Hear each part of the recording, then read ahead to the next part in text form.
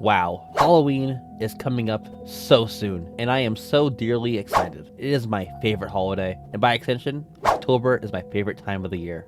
It's always so awesome how much more spooky the world feels during this month. So, to celebrate my favorite time of the month, over the course of October, we will be looking at a ton of Pokemon Creepypasta. More so, a focus on the lesser known ones to give them some love.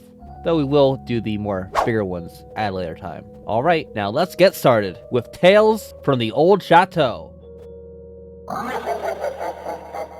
Today, in honor of one of my favorite, lesser known Pokemon YouTubers, Parasect. I've been a massive fan of his work for the past 2 years. Ever since I assume his Year of the Rabbit video, I have a ton of respect for him using Parasect of all Pokemon as a main channel mascot. It reminds me of a thing I do with Lickitung. Alright, let's begin. I will be reading the creepypasta all about Parasect. Parasect's growth has been stunted by the mushroom that has resided on its back since birth. The mushroom sink their spores into their host's brain, giving the parasitic mushroom total control over the poor Paras. Due to being possessed for so long, the eyes have whited out, and the mushroom has drained almost all of the Parasect's life force, which gives the mushrooms the energy to grow into a gross exaggeration of its former size. Once they are that huge, they take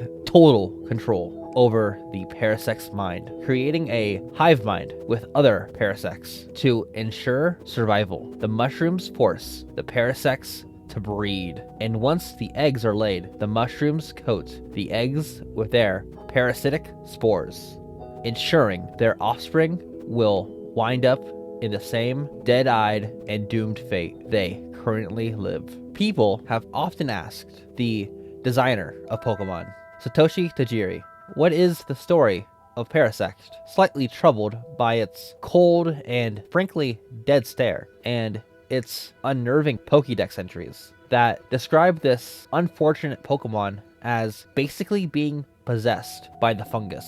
When faced with the issue, Tajiri becomes silent and somewhat withdrawn. He refused to go any further into the topic. Although he refuses to openly talk about the subject, several hints have been left behind. Whether they are purposeful or not is unknown, but what is obvious is that this Pokemon resembles a possessed being. When this was presented to Tajiri, he simply replied, Parasect is simply a Pokemon, nothing more. Stop overthinking it. In further study into the origin of this Pokemon, it is found that Parasect's original name was supposed to be Parasite, which related to a manga focused on a race of possessing aliens. The name, though, was forcibly changed due to copyright issues brought about by the authors of the manga Parasite. This information was almost disregarded until it was observed that Mount Moon was home to Paris, was also the home to the alien race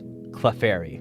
This led people to believe that Clefairy's reason for being on Earth is basic and cliche: to possess all known life. The end. Now, this was just from the Creepypasta wiki, so sadly, there was no sources for the author or the release date of the story. However, the art is from Pokemon from Hell on Deviantart, so I'll try and link them in my description. But one thing I didn't really care for that much was when the story started talking about Satoshi Tajiri and saying how he'd always be dodging the question whenever Parasect was brought up. And not to just repeat what everyone says about the Adventures manga, but back in 2000, Satoshi Tajiri made an endorsement for the manga and has gone on the record stating he sees the Adventures manga as truly capturing the tone of the Pokemon world he envisioned. And in the Adventures manga, we got Arbok being sliced in half, Zombie Psyduck, and Koga trying to suffocate Blue with his Grimer.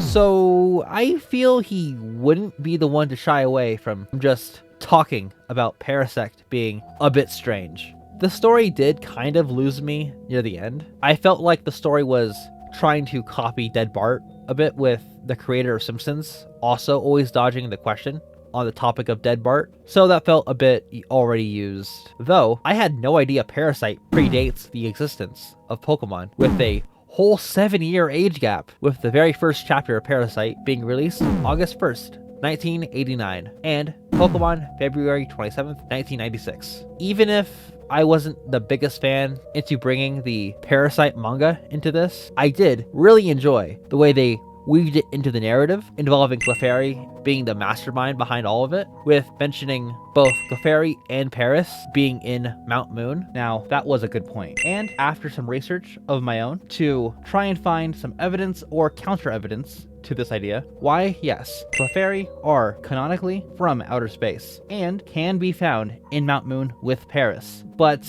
them being just a body jacker just has zero proof. Even if you want to stretch it by it naturally learning the move Metronome and using the move Transform via Metronome, that still wouldn't work either, as Transform is one of the few moves you are unable to roll for via Metronome. Though unable to use moves like Transform via Metronome, it can use moves like Powder, Spore, Poison Powder, Sleep Powder, Stun Spore, Magic Powder, Cotton Spore, and Rage Powder. Meaning there is some small, tiny potential in this idea that Clefairy are responsible for hijacking the bodies of the Parasect and Paris through a fungus. However unlikely that potential is. Although it does learn the move Copycat, so that's something, right? As for its ultimate goal of being able to rule the world, there's actually some evidence for that, as in tons of Clefairy's Pokédex entries, so many of them explain how they are highly desired as pets, and even according to Ultra Sun's entry, even going the lengths of explaining how trainers who show off their Clefairy recklessly are known to be very high targets of thieves. As for another example, in the original Pocket Monsters manga, Red's Clefairy throws Mewtwo into Bill's fusion machine and creates Mew3. Why yes, it is as a gag. That race has tasted that level of psychic power and might want even more. So, one way or another, the Clefairy conquest is in sight of victory. And I really liked how they used Parasect's scrapped beta name. That was clever. But that should be all for this episode of Tales from the Old Chateau. I want to make sure I can get these out by October, so I'm going to try to keep these short. What's your favorite Pokemon Creepypasta? Let me know in the comments below, and I might cover them too. Thank you for watching. And remember to always give your Among Us statue a little friend.